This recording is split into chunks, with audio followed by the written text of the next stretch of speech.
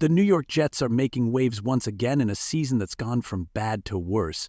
Owner Woody Johnson has decided to part ways with general manager Joe Douglas after more than 5 years in charge. The move comes just weeks after head coach Robert Saleh was let go, signaling a complete overhaul for a franchise once brimming with high hopes.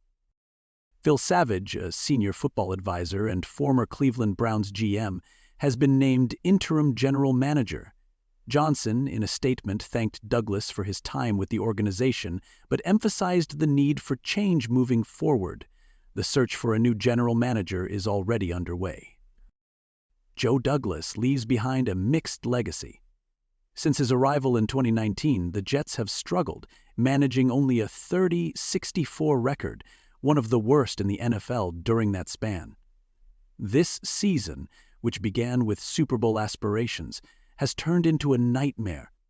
The Jets are now 3-8 after a heartbreaking loss to the Indianapolis Colts, where they blew a late lead.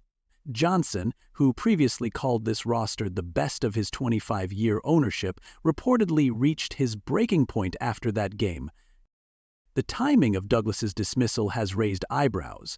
With just 6 months left on his contract, some expected Johnson to wait until the offseason.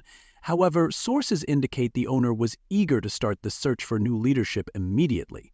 Johnson's frustration with the team's performance likely accelerated the decision, especially with no clear direction heading into 2025.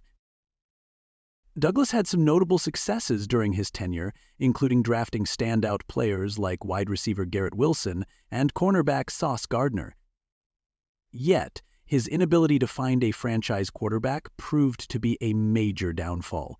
The decision to draft Zach Wilson second overall in 2021 remains a glaring misstep. Wilson's struggles left the Jets in quarterback limbo, forcing Douglas to seek a quick fix by trading for Aaron Rodgers in 2023. Unfortunately, Rodgers' highly anticipated debut ended just 4 snaps into the season, with a torn Achilles sidelining the future Hall of Famer. Douglas doubled down on the win-now approach, surrounding Rodgers with veteran stars on short-term deals. But many of those moves failed to pan out.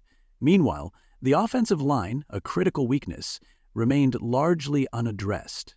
Jets quarterbacks rank last in the league in key metrics like total QBR, completion percentage, and yards per attempt since 2019.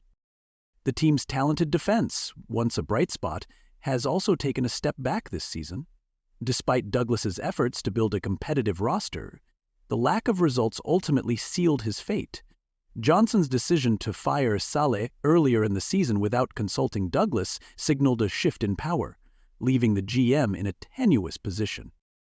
Now, the Jets face a pivotal offseason, with both a general manager and head coach to hire.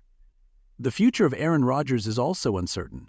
At 40 years old, Rodgers is under contract for 2025, with a manageable cap hit, but none of his salary is guaranteed.